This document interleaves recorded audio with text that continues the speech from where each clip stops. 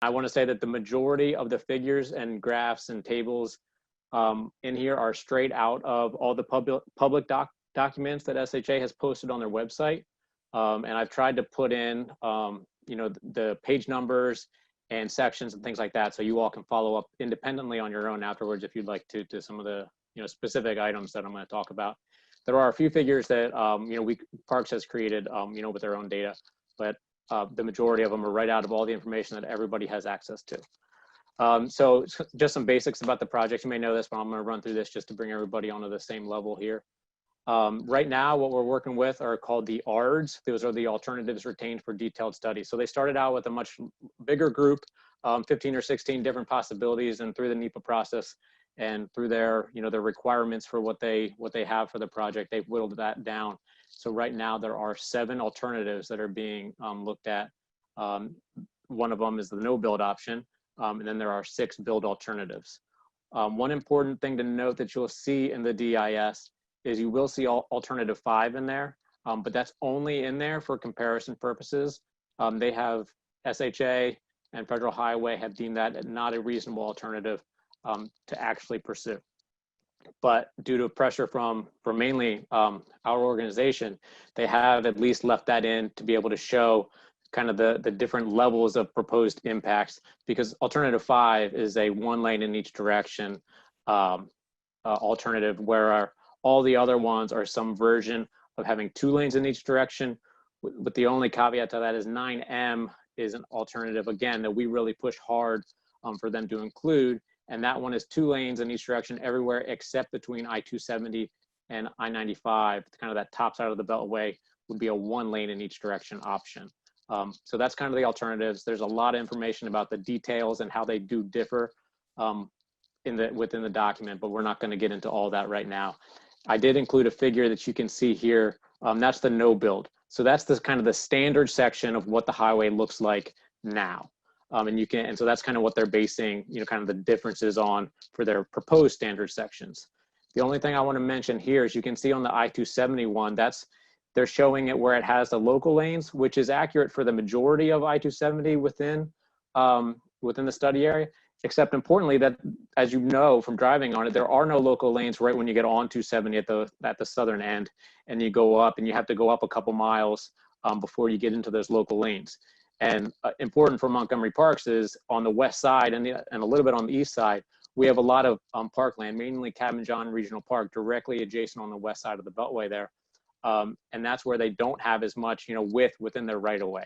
So I know that's outside of the Rock Creek area, but that's another area where we're really focused on, because we have significant acreage of parkland, Cabin John Regional Park, and they've based their standard sections on a wider section of highway that doesn't exist where we would have impact.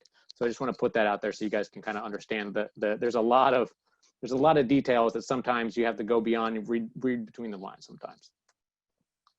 So here's just another figure, again, just to kind of get an idea of what they're showing.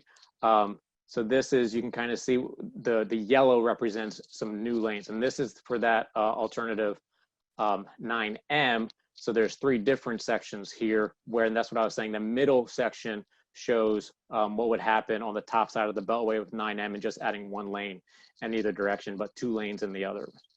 All right, so this is a table that you all can see. I need to move one of these controls. I can't see my own slides. Give me 1 second. There we go. Okay, so this is a table 2.3, it's in there. A lot of information here, but what I want to highlight here is that when you look at it, and you can see alternative 5 is grayed out, that's because it's just for comparison purposes. But you can see the other build alternatives there. And this is something that we've been raising from the very beginning, is that they've designed these alternatives so that they basically have very similar impacts. So if you look at these numbers, and they have all different types of environmental impacts here, they're all very similar. And we've had a problem with that from the beginning, because the whole point of NEPA is to be able to make valid comparisons between the alternatives based on environmental impact, and also how they actually meet the needs of the project.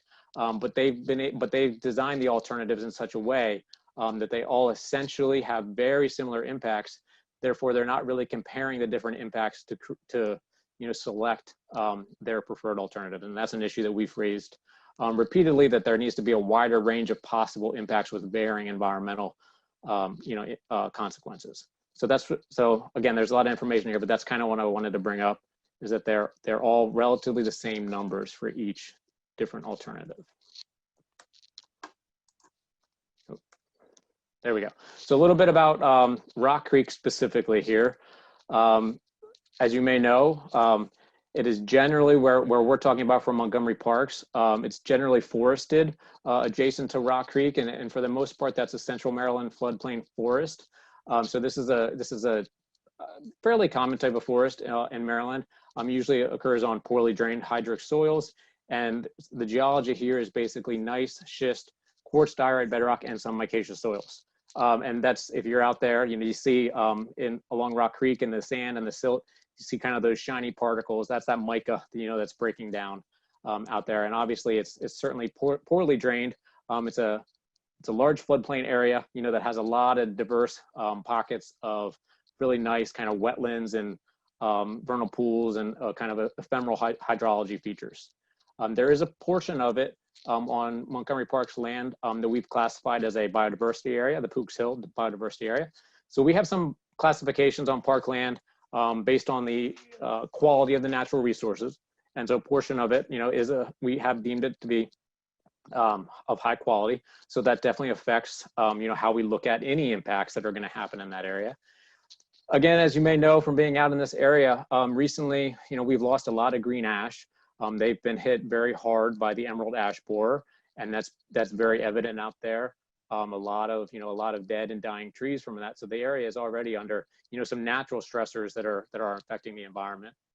We've been doing over many years, but especially recently, and this picture on the screen is one of those, extensive repair and enhancement work.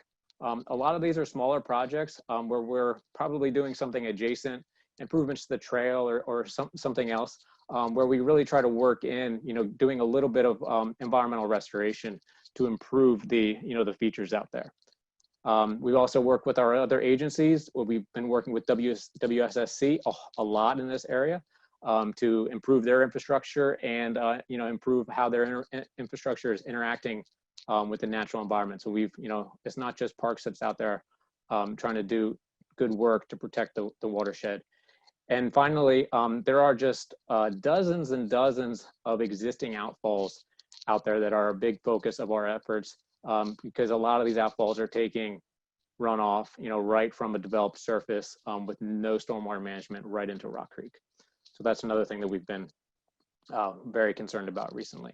And you can see I have a table on here. It just kind of goes over the size of the parks that are within our parks that are within the watershed and within the study area and the total impacts.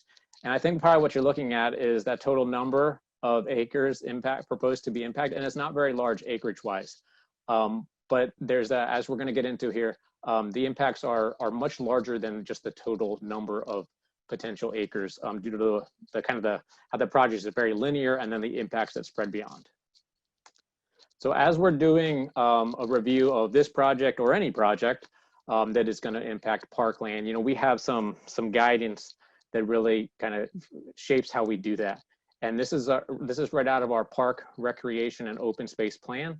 That's on our website. Y'all are free to go look that up and read through that to kind of see how we operate and what we're looking at. But I think the important thing here is that we have a policy for how we interact with any agency that is going to be proposing to impact parkland.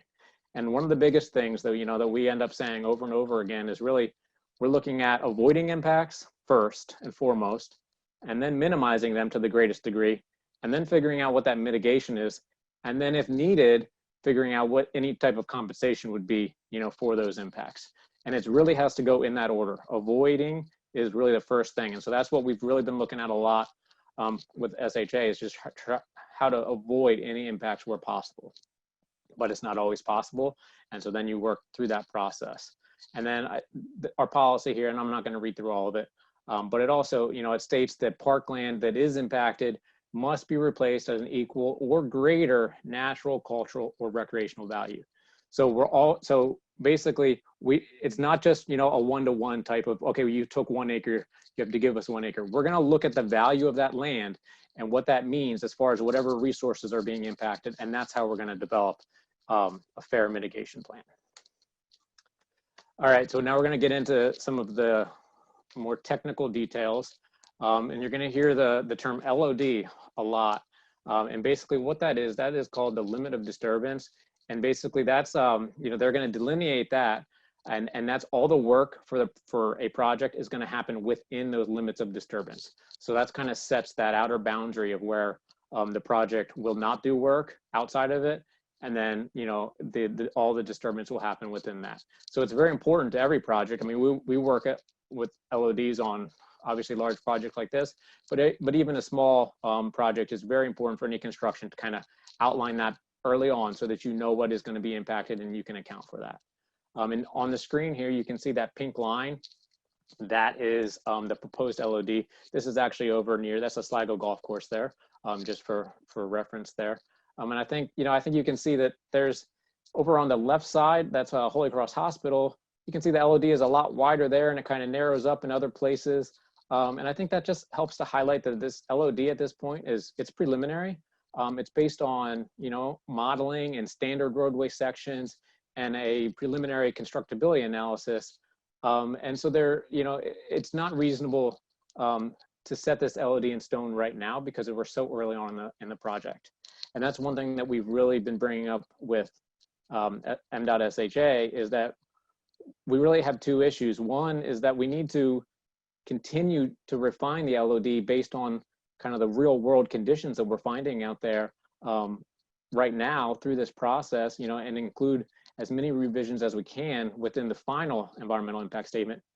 And two, even after, you know, this NEPA process is done, we need to outline a process for how LOD changes during more detailed design and construction, because we all know that as you design and you get more information, the LOD is going to have to change.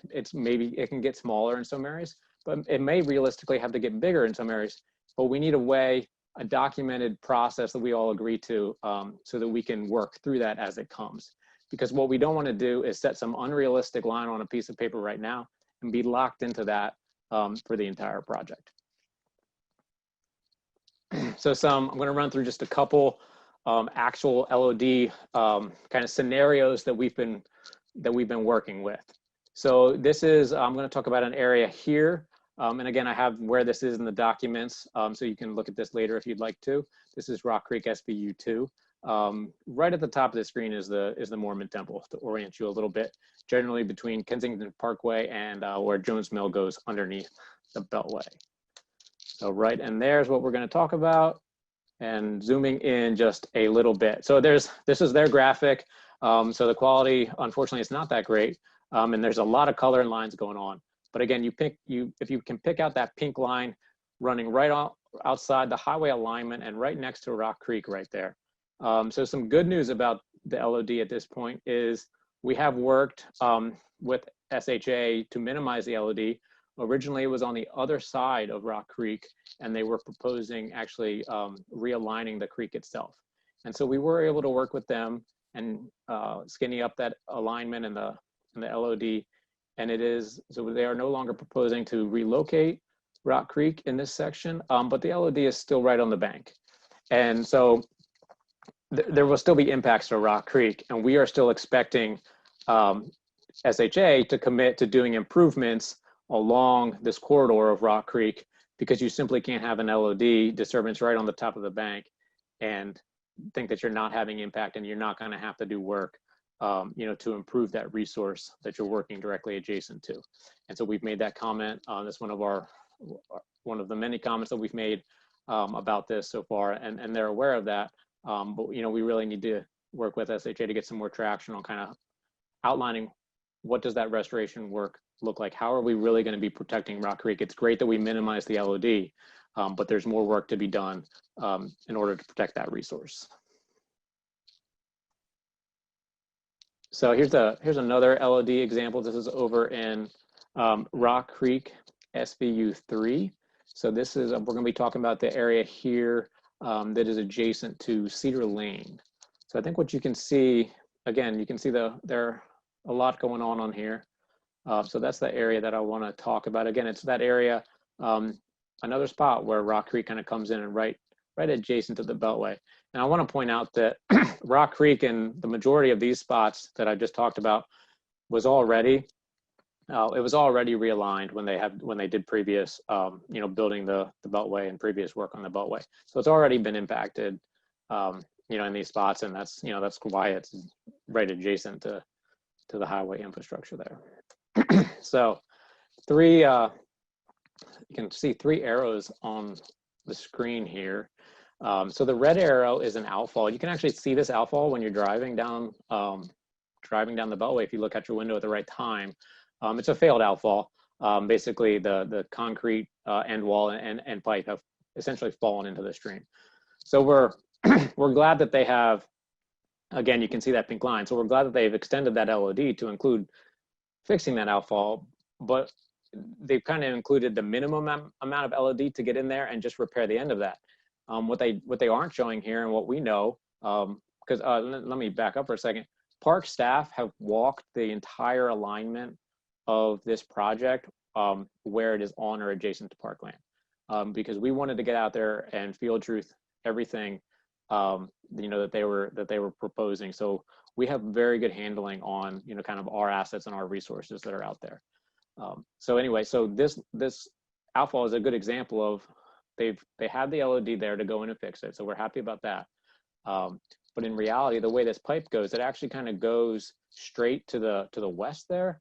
And so we really see a good opportunity of cutting that pipe back shorter and being able to do an enhanced outfall and hopefully get a little bit of treatment of that water before it flows directly into Rock Creek.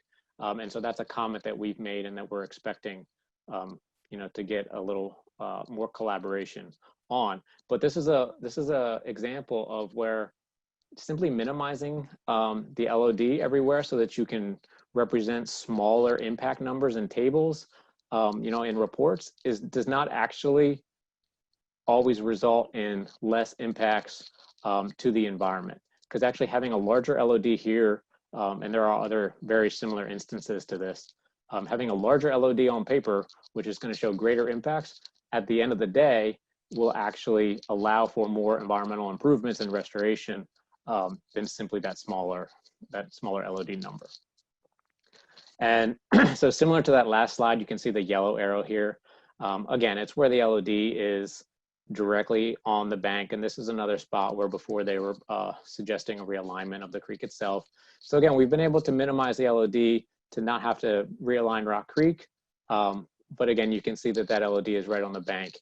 And so this is again a spot where in reality, there's going to be work required to protect, you know, Rock Creek and the banks and to do this work in a environmentally responsible manner, which will likely require a little bit of bigger LOD. And then finally, the last one on this slide is the blue arrow. And that's pointing to, obviously you can see their LOD actually does go in the stream here. That's because you can see that there is a tributary that's coming underneath the Beltway. That exists now. There's a large pipe there. And they're proposing to do some work with that culvert in the, you know, because they're widening the highway, so they're going to have to extend that culvert, and they need to do some work. And I believe that they're proposing an additional pipe in this location, so they have to have a little bit wider LOD. And that's something where you can't really go in and touch, you know, half of Rock Creek. You're going to be in there, and you have to kind of make Rock Creek whole again in that location, which is going to require a bigger LOD, but there's no way around that. So again, I just want to, you know, really highlight that it's not always about getting the smallest LOD. It's really about looking at how that LOD is interacting with the environment, and how you can, if you're going to do a project, you know, what that LOD needs to look like to actually protect and restore the resources that are affected and directly adjacent to it throughout the project. And this is, sorry to interrupt you there. Yeah. I'm just wondering if maybe right now, as you're describing some of these impacts, you could speak to the ways in which the proposal suggests they be mitigated. Yeah, so yeah, I can definitely do that, Jeannie. this picture is a picture of that spot standing on the trail, just to give you some perspective of how close the trail is to Rock Creek and how close Rock Creek is to the Beltway. You can see it there when the leaves aren't on the trees. So that, you know, it's all very, as you know, it's all very close together, but I just wanted to put that in there. But as far as how they're proposing, so we don't see that as mitigation. And I'm going to talk about that a little bit more. But these improvements that I'm talking about, expanding that LOD to include the outfall and incorporate proper bank stabilization, that's the cost of doing business. You're out there doing work, and you have to do it in a responsible manner. So we don't see that as mitigation. We see that as the cost of doing business out on parkland, doing it the way that it should be done. We will talk about mitigation in a second here, but I think that's an important distinction. Is sometimes there's just work that you have to do when you're disturbing something to put it back together. And that's where we're, like I said, we've made some good progress on minimizing the overall LOD, but we're still trying to work and get a bit of traction with SHA to really come to terms with what the final, you know, outcome for these areas looks like as far as the environmental piece of that goes. And so we are like I said, trying to get some better traction with SHA on that, because that's a sticking point for us.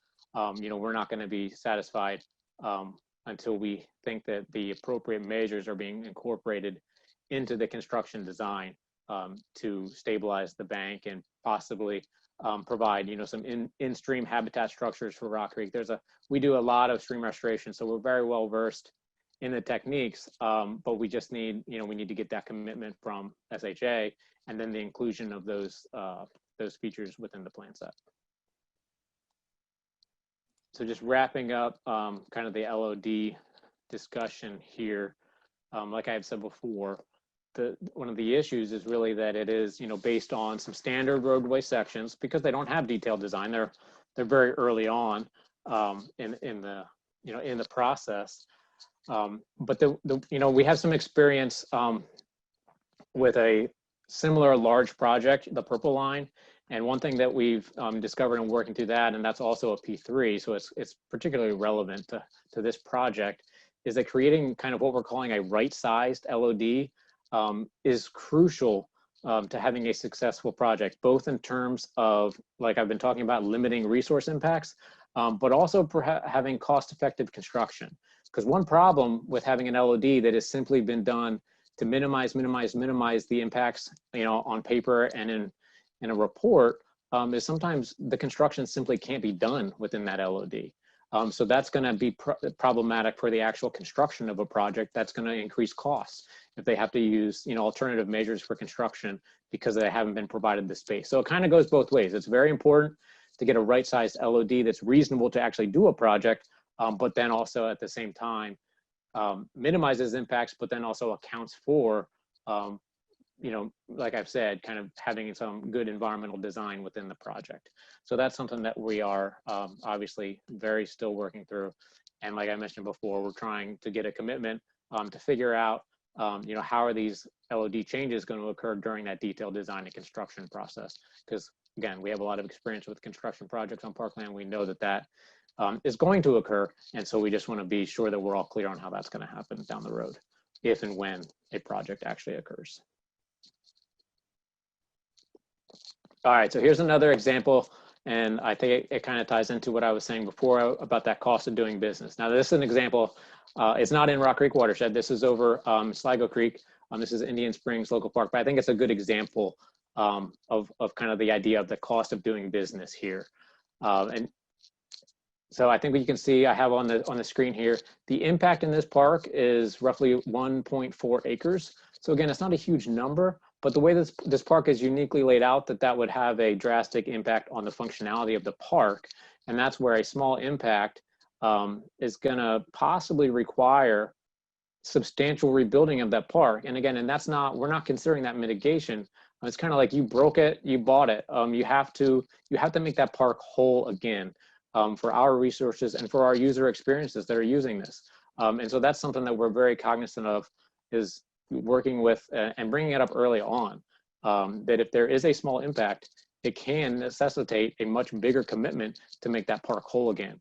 So again, I know there's a lot of colors on the screen here, but hopefully you can pick out kind of in the middle of the screen some yellow rectangles. Those are, and I apologize for the poor quality of this figure, but I was committed to using the figures that they have available to the public, and this is what they have.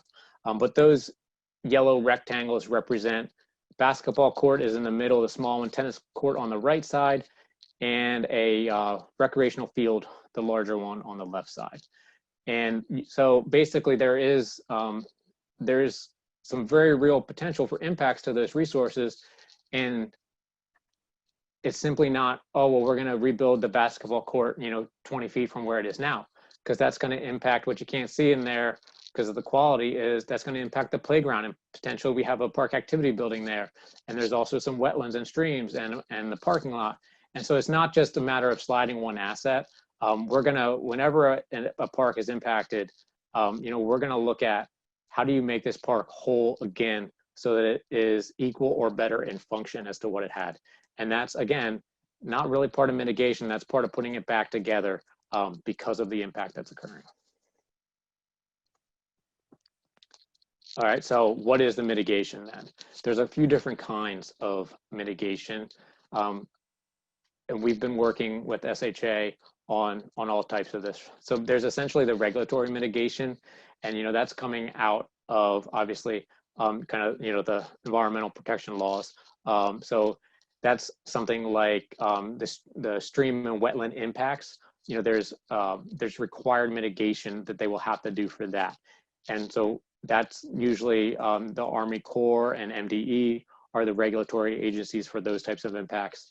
And are in charge of being sure that compliance is in place for those. But we work with them on that because a lot of times those impacts are happening on parkland. And so we have a vested interest in being sure that the mitigation for those efforts is happening near the impacts, and ideally when possible, we're getting some sort of improvement on parkland for that. So we are working very closely with our regulatory agency partners on this project. And then there's simply parkland replacement. And that does get into a bit of, well, you've taken this amount of acreage, and it's this type, it's a natural resource, or it has recreational features. And so kind of figuring out, okay, well, if this land is not going to be a parkland anymore, there's a replacement that has to occur. And then there are parkland enhancements that might be appropriate also for types of mitigation to improve our existing parkland that can be done as mitigation for impacts that are occurring on parkland. But again, that's above and beyond kind of that making parks whole aspect of, if you're touching something, you have to fix that cost of doing business, but then you also have to mitigate for those impacts that you have on that parkland also. So that's kind of how we review these projects. And clearly, it's difficult on a project like this, where it's such a long timeline from the planning stages now, the review stages, to when this might actually, get through all these other processes and actually get built. So it's definitely, it takes a lot of, kind of foresight, and it takes, honestly, the mitigation possibilities have to be bigger, than what they might actually need, so that when it gets around to actually being built, there's an adequate list of possibilities for mitigation that can actually be implemented. All right, so another aspect that we deal with often is kind of another quasi-regulatory aspect here is the Capper-Crampton Act. And that's an act from, well, it was from I believe the 1930s. And it's how a lot of parkland in the Washington, D.C. area was actually acquired. So any parkland that we have that was acquired through the Capper-Crampton Act kind of has some additional strings attached to that. And the big one is basically that any non-park use of parkland has to be approved by the NCPC, the National Capital Planning Commission. And so you can kind of see this map is highlighting those parks that we have that are Capper-Crampton Act parks. And the important part of that is that MNCPPC has to be as the owner of that land, we have to be the applicant to NCPC for any proposed changes.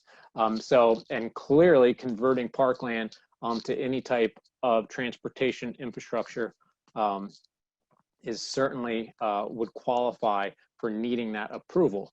And so one thing that we've been working with SHA on is that we need to be satisfied with the proposed changes, and that means getting the appropriate mitigation, because our organization is the one that has to take the information from SHA and submit that to NCPC for their approval for this. So that's another layer of to this project that you all should be aware of. All right, getting into stormwater management a little bit. And I think this should be an issue that is near and dear to all of your hearts here. And it's something that as parks, we work with constantly. We have our own MS4 permit. We have a lot of folks that are working on stormwater management issues within Parkland. So we're very well versed in stormwater management. And unfortunately right now, we don't really see that the approach that has been described within the DIS as being sufficient. And one thing that I want to bring up is that there's a lot of Beltway and I-270 out there right now, and there is very minimal stormwater treatment for the existing highway. So that's an issue that we've been dealing with, and that our water resources, have been impacted by for decades now. And so we are very aware of the kind of the existing degradation that's going on. And then this project is, proposing more impervious surface. But I wanted to highlight some things right out of the DIS, and I provided, actually these are all on the same page, but just some language here. I think the important thing is, they're saying that they're going to obviously abide by the stormwater requirements, but what I've underlined is will improve current conditions. And I think that's an important statement because it's hard to add this much highway and actually improve the current aquatic conditions of these stream valleys. And so that's something that I think it's interesting that that's in their report, and it's something that they need to be held accountable for. The other bit here gets kind of into the weeds a little bit, but again, I think it's important to mention. So basically, with the stormwater management regulations, they're going to be required to treat any new impervious. So any new pavement, any grass or forest or, anything like that, where they're putting down new pavement, that's obviously going to be subject to the stormwater management requirements. So they're going to have to provide treatment for that. And then a minimum of 50% of reconstructed impervious areas will also require treatment. And basically reconstructed is you have to expose the soil underneath. And then 50% of that area would then theoretically get stormwater treatment. And then the last part is they're kind of saying basically what they've done in the analysis is they assumed that all shoulders and 25% of the existing lanes would meet that reconstructed category. So then 50% of that would be included with the new impervious for stormwater management. And I think it's fair to say that they don't know exactly where they're going to end up on what all this is going to look like, because they don't really have any type of detailed design. But this is kind of setting the stage for kind of the stormwater issues that are going to be relevant for this project. So I think that it's important. So again, this is on another table that you can see. It's kind of showing what they need as far as stormwater management. I'm not going to get too much in the details, but I do just want to mention one thing that I have over in that red rectangle on the right side. That's the proposed off-site treatment. So that means that's stormwater management that's not going to occur on site, which is a big problem, because obviously we want as much stormwater management to occur on site to treat the actual water that is coming off the Beltway and I-270. So the fact that they're already stating that they're going to have to rely quite a bit on off-site stormwater management is going to be problematic for our water resources. Doug, this Yes. is a point that I know you and Carol and I and Matt and others have talked about quite a bit. It's obviously important to Rock Creek Conservancy's interests and matters us a great deal. Can you describe with maybe a little more, I realize it's early in the design process, so it's hard to say exactly what off-site treatment means, but can you describe within the way the DEIS is written, does that mean next door to the park? Does that mean somewhere else in Montgomery County? Can you describe a little bit about what the range of possibilities are for that treatment? And in particular, how then that relates to drainage into Rock Creek? Yeah, and we'd have to dig into the details of the reports a bit. And to be fair, I'm not 100% sure that they give us a lot of details in those public documents on where that will be located. Obviously, it's, the area that they're working in is a highly developed area. So finding space to do stormwater management is difficult, and it is a constraint in simply finding the space. I think in general, though, for the off-site work, obviously having it within the same watershed would be the best case if it has to be off-site, and having it as near to the site as possible. But like I said, it's a very highly developed area. So I think we need more information on that to be able to fully understand what they're proposing. I think that the important thing really, like I said, is to try to ensure that they can do as much on-site as possible. And to that, Parks has identified areas where we would be amenable to working with them on park property to implement stormwater management. And they have proposed some areas, and we've provided comment on whether those are sufficient or not. But we have, again, like I said, we've walked the entire LOD. And so we were able to provide and suggest areas where we would be okay accepting the impacts in order to get to get more stormwater management treatment. So we've been trying to encourage, as much stormwater management treatment as possible to happen, on and adjacent to this project. As far as the amount of impervious surfaces, I think that is also warrants a lot of attention. And I have pasted some information from one of their reports here on the bottom of this slide. And for the entire portion of the NEPA project, so the Beltway and that portion of 270 up to I-370, the ICC, they're proposing a range of from 505 to 554 new impervious acres, which is obviously very considerable. That is a lot of new runoff. And just for comparison, we have about a little over 600 acres of SHA right away with the highways on in Montgomery County currently. And that's about as much or more impervious than Parks has in our own parks that we're responsible for. And we have our own whole MS4, stormwater permit to manage that. So I think it's very significant, this 505 to 554 acres of additional impervious that they're talking about. So the stormwater management is really a key thing I think that they need to provide a lot more detail and work quite a bit harder on to protect the aquatic resources. And I kind of mentioned this before, but with the existing impervious, there's already a lot of issues with that. Very little stormwater management, a lot of failing infrastructure. So even where some of the infrastructure now just takes the runoff right from the Beltway and right into our water resources, under the best of cases, that infrastructure is at least well maintained. But that's not, again, and we looked at all the outfalls adjacent to the Beltway that we could find. We did that at the very beginning of this project, again, so that we would be able and be well versed in what is out there, so that we can really be able to review this project. And these two pictures that are on the screen now are pretty common sites to find associated with the existing infrastructure. So not only is it treating the new impervious, it's dealing with the existing infrastructure that's out there.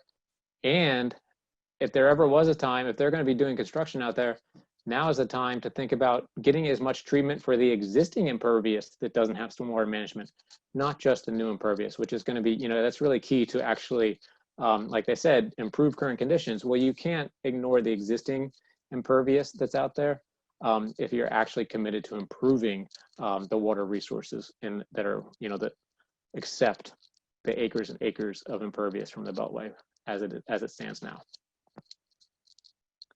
So let's jump back into kind of Rock Creek specifically here for a minute. We have again, we have that up on the top right here, that table of overall park impacts as far as acreage. Doesn't seem that big, but I think some of the things we've been talking about make the impacts much larger, like I said. And just for reference here, so right now we have about approximately 123.5 acres of impervious within the Rock Creek watershed alone. So that's what's existing, 123.5 acres of Beltway impervious is already within the Rock Creek watershed, receiving, like I've said, very little stormwater management.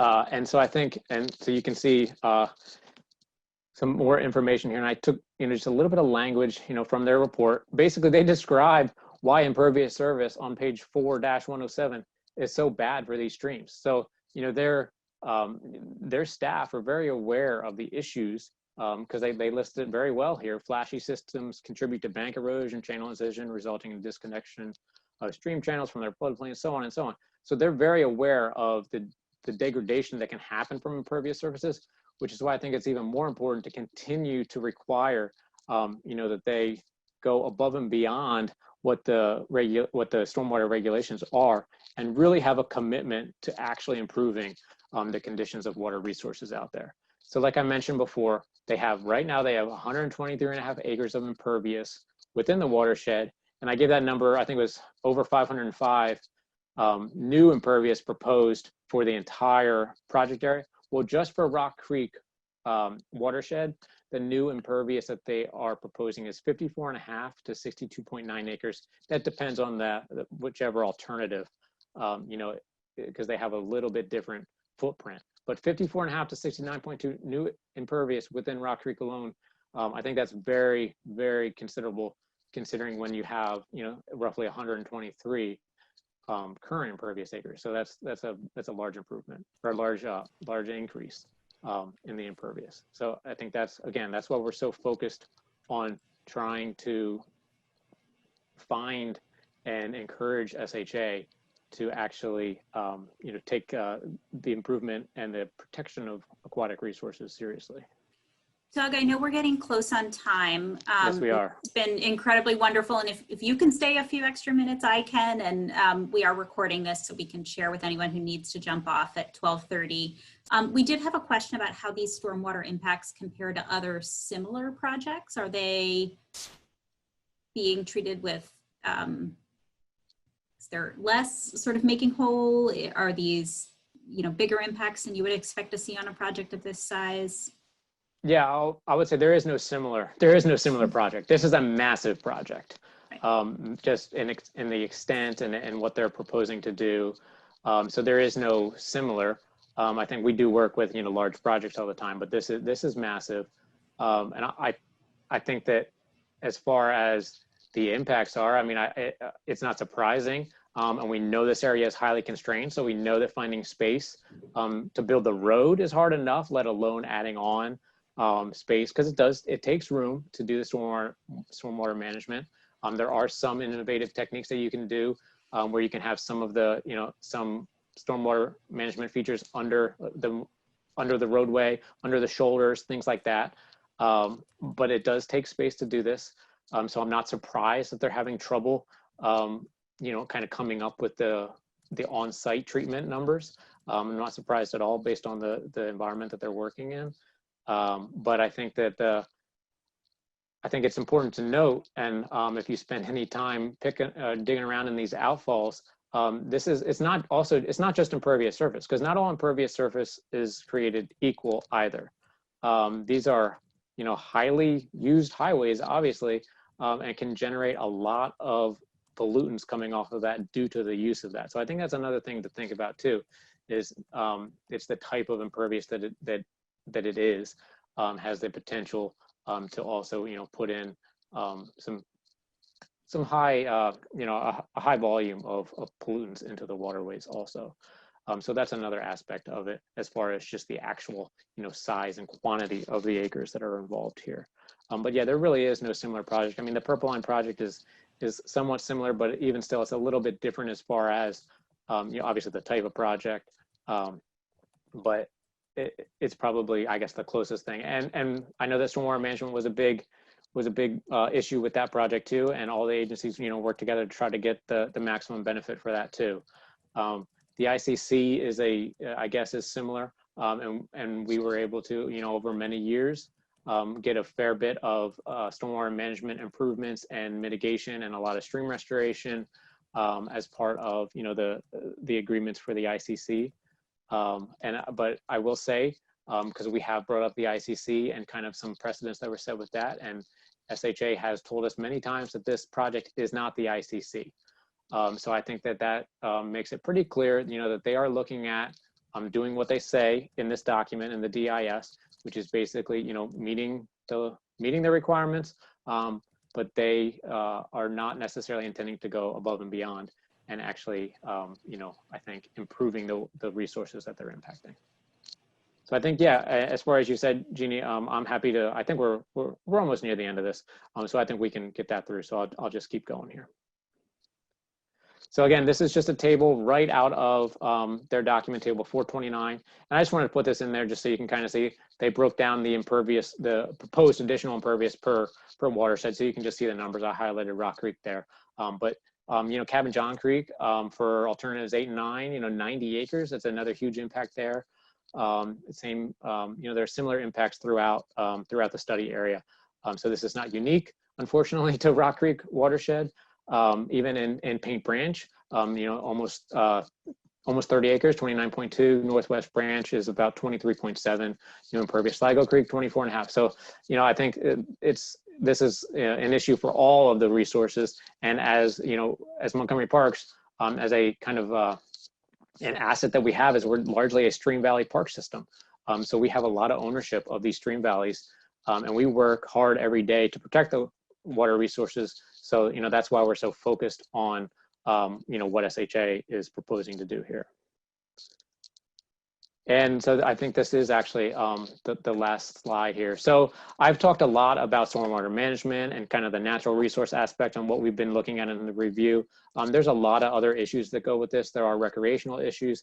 There's environmental justice issues and the impacts associated with that. We have people looking at all of those things. I just really kind of stuck to, I'm trying to stay in my lane a little bit here and what I work on. But, we have staff throughout the parks and planning, and also our sister agencies over in Prince George's we've all been spending countless hours on all various aspects of this.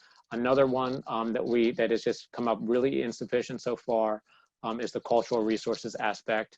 Essentially, basically our standing at this point in time is that they just simply have not adequately fulfilled their requirements. And they have, like NEPA, for the natural resources, there's section 106 of the Historic Preservation Act, which kind of outlines a similar process for cultural resources, and they are working through that, and we have staff working on those reviews, but at this time they just haven't really fulfilled that adequately either. So there's a lot of issues as far as that goes. Another issue that we brought up is the noise walls. So you may be aware that there are noise walls kind of sporadically along the Beltway now, usually when it's pretty close proximity to homes. And one thing that we noticed, like I said, we walked the entire alignment on Parkland. It's loud out there. When you're adjacent to the Beltway, and there's a lot of traffic going down there, it's simply loud. And I don't think that it's not any different than if your house is there or if you're trying to go to a playground and enjoy, being outdoors. And so one thing that, based on that, one thing that we asked for in consultation, with some other staff to be sure that this was the right idea to pursue, is basically we've requested noise walls wherever, the highway is on or adjacent to Parkland, to try to do the best to cut down on the noise that would be, impacting the users and also the wildlife in the parks. And so far they have not committed to doing that, but that's another thing that we're committed to getting right. And again, kind of, it's an existing condition where it's degrading the experience out there. So if they're going to be doing work, we need every commitment made to actually improve the experience of our park users in the park down here. I think the other issue that we've been working with them on is simply the public outreach. There's just a lot, and I know that the world's kind of been flipped on its head right now. But even outside of that, I think that there's been pretty inadequate public outreach and public engagement and just a lot of kind of SHA presenting information, but not fully, really listening on to as to what people need. And I hope that, I hope that a lot of people are reviewing these documents in some fashion. And I hope that you all encourage, your neighbors and your friends to I know that it's daunting with 18,000 pages, but even just reading a summary and providing feedback to SHA is really important. Because you all are the folks that are out there enjoying these resources that are proposed to be pretty severely impacted by this project. So that is all I have, and I know that we are over time, but I'll turn it back over to you, Jeannie. Thanks, Doug. I really appreciate your outlining some of these key issues. And every time I have the chance to talk to you, it's clear not just how carefully you all are looking at these matters, but just how transformative, and not necessarily in the positive sense of the word, this project might be to the parks and the creek that we care about and that really drive quality of life in this region. Drive is perhaps not the word I should have used there. But I really appreciate that. And I encourage everybody who is paying attention, one, to keep an eye on Conservancy communications. We will be sharing more details as we prepare our comments and sending out information about how you all can comment as well. It really means a lot to those who review the comments when those comments are unique and from neighbors or downstream neighbors. There is an opportunity this evening through the Sierra Club to participate in a clinic that prepares interested individuals to give testimony or to submit comments at the upcoming hearings that the State Highway Administration is hosting. That's certainly another way that you all may want to contribute comments.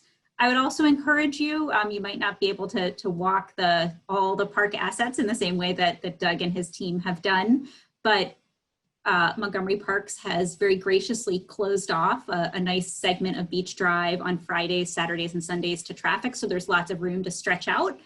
And that segment is part of the portion that would be impacted by this potential project. So if you want to get a good look, I encourage you to do it when you can be most socially distant and to wear your masks as you do that. And we are hoping that Montgomery Parks will extend those closures beyond. We hope the pandemic ends soon. But that the closure. I can jump in on that, Jeannie. If you are enjoying, it's not only Beach Drive, it's also Little Falls and Sligo have additional closures right now. And if you are enjoying that, I do encourage you to reach out to Parks and let us know that, because we need to hear that. If you want that to go on, we need to hear that feedback, the positive feedback. Doug, what is the best way? Is that just emailing Darren, or is there a? You can email Darren, or we have a service center. If you Google Montgomery Park Service Center, you can submit any type of request or comment or information to Montgomery Parks, and it will get to the right person through that system. Right. So Montgomery Park Service Center. Make sure that information is in the follow-up email. Great. To Thank you. This. Maybe this is a question for Carol. We had a question about the recent changes or proposed changes to the NEPA process overall and how that might impact this process as well as our input to that process. Okay, so our position on that is that it does not change it with regard to this project, because it's been going on and it's going through the standard NEPA, the original NEPA process. Well, actually, it was impacted at the very beginning because there was a one administrative decision, executive order that required the NEPA review from notice of intent till the completion of the record of decision be limited to 2 years. And it's clear that they have not been able to, they're beyond that 2 years. And it's clear that that was not really reasonable. So that's one of the reasons, by the way, that the northern portion of phase one, or the northern 270 project, has been done through what they're calling pre-NEPA activities. In other words, they're taking some of the NEPA process and putting it into what they're calling pre-NEPA. They haven't issued their notice of intent on NEPA, haven't even decided if they're going to go through a full NEPA process on that. I think it's more likely that that portion of the project may be impacted by the changes to NEPA. However, I think we're all aware that those changes that have been proposed by the administration under NEPA or have been suggested through his executive order are not necessarily binding right now. They're subject to a number of lawsuits challenging. There's also, because NEPA is an umbrella type of process, it is not necessarily, they haven't gotten down to the individual laws under which NEPA covers. And also there are certain other things to keep in mind. One is that Maryland has its own processes that will be required. And then the thing that I like to make sure people understand is that with regard to impact to parkland, we own that parkland. So we're looking at it in more than simply a regulatory process. We're looking at it as we own this parkland. So we're going beyond regulation. We're saying in order for you to get access to this land and for you to ask us to dispose of some of this land for a different use or to change its use, we have certain other fiduciary obligations that we owe to the constituents, to the residents of Montgomery and Prince George's County.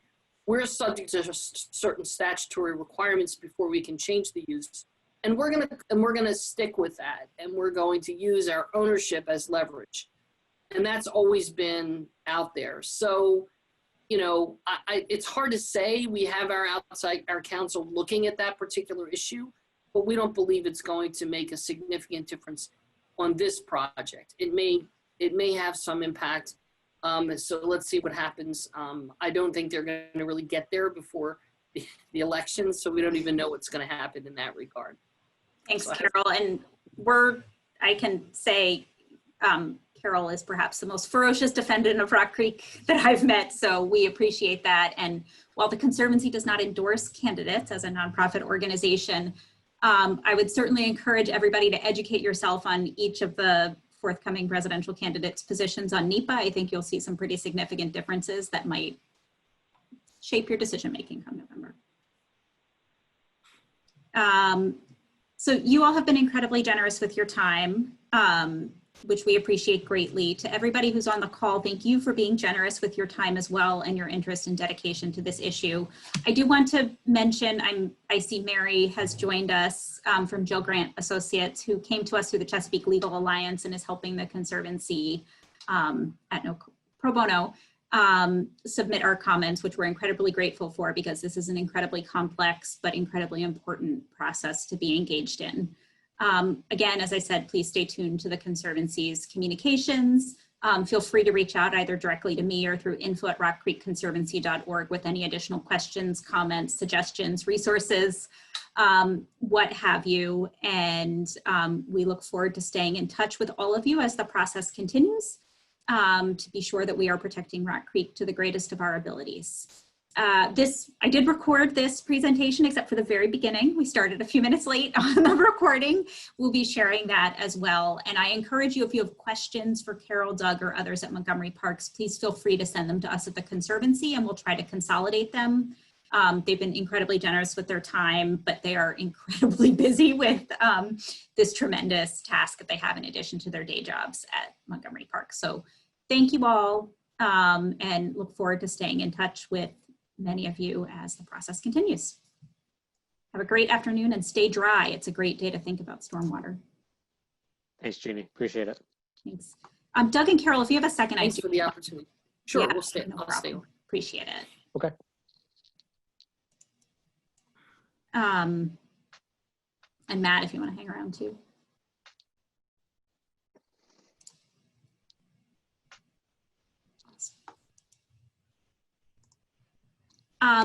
One question I just had for you, our friends at NPCA said that they had questions about the number of acres in the DEIS, which maybe you kind of answered, Doug, in your comments about, you know, you can't, the basketball court might be half an acre, but you can't fix that without having a much bigger limit of disturbance. Yeah.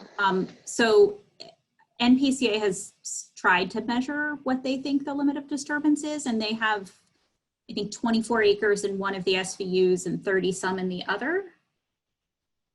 And I was wondering if you had like quantified that at all. Say that again, please. So the staff at NPCA, they're doing this for all of the national parks that are within the scope of the project, but they added in Montgomery Parks and Prince George's Parks because of Capocrampton. And they're trying to define the limit of disturbance, the impact of the project in acres. They think the 3 acres in Rock Creek is a significant undercounting.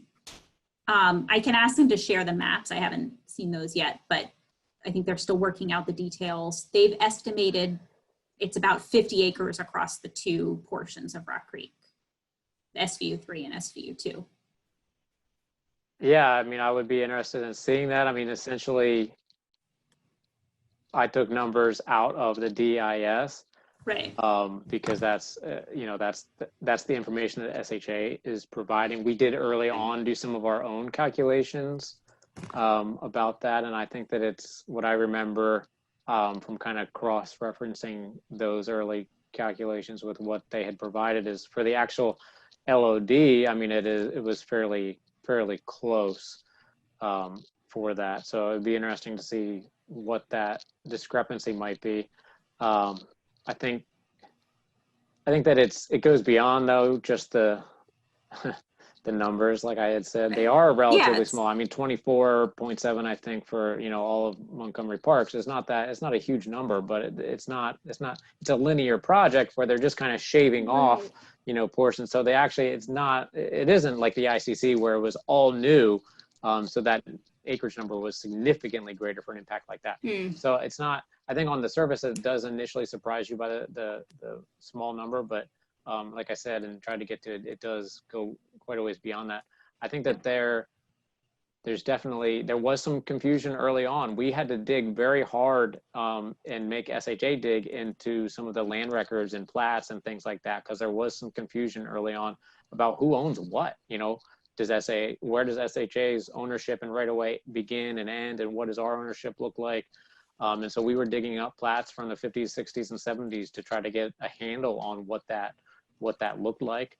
So there could definitely be some discrepancies in some of the data that folks are using. And there's also that I don't want to lose sight of the ongoing issue that we have, which is we believe that even if the LOD that they've drawn and the acreage that they've indicated is accurate, it's significantly underestimated. Because what they're trying to do, what State Highway is proposing, in a sense, is because they're not designing the project, because the actual improvements, regardless of which build alternative they go forward with, it's going to be the concessionaire, the private party, who's going to be designing the project, doing all the engineering, etc. So what happens is, which is why it's been so, the state keeps saying, under our procurement, we're going to require that the concessionaire, the private party, as part of their design, stay within the LOD, because they're looking at addressing, because the design isn't even going to come out until after the record of decision. So there's 2 issues with that. Number one is making sure that the language about the processes that need to be complied with as a result of the final design are very, very clear, because there's going to be changes to the LOD. And what the state is proposing is that they're looking at the impacts as if all of the LOD is taken. Okay, that all of it is, because they're saying, well, as long as they stay within the LOD, we can address the impacts as long as it includes everything within that LOD. Well, number one, we don't believe that. We don't believe that impacts stay within the LOD in any project. There's always an outside indirect impact. And number two, we don't believe that the LOD itself as drawn is sufficient. We think that what's going to happen is that when the ultimate project comes forward, it's going to require changes to the LOD as drawn, either expansions or just adjustments. And when we did our presentation to the commission and the staff report, we talk about that a lot. because number one, they haven't identified all the cultural and historic resources, which again could expand the LOD. They haven't addressed, we don't think, the access points in the way that they should. So as you know, if they have to add a ramp, it's going to significantly change. If they have to adjust a ramp, if they have to do anything like that, it's going to change that LOD. So, and as you know, as Doug presented, the goal was to shrink it quantitatively as much as possible for their presentations, because if at the very beginning of this project, a lot of the, I guess, the conflict between me when I would speak about the project and the State Highway Administration was how much acreage we were talking about. Yeah. And it's because of that they've tried to shrink it as much as possible and say, see what we've done, we've made it really great. Well, we're concerned about that. Not only is it accurate, but is it really going to be able, are they going to be able to stick with it? Right. Yeah. Okay. That's helpful. And another thing that popped in my head is it's really based on where their right of way is. And so if those calculations are being made on like on the edge of pavement or something like that, their right of way will typically extend beyond that, and they may not have that information. I don't know.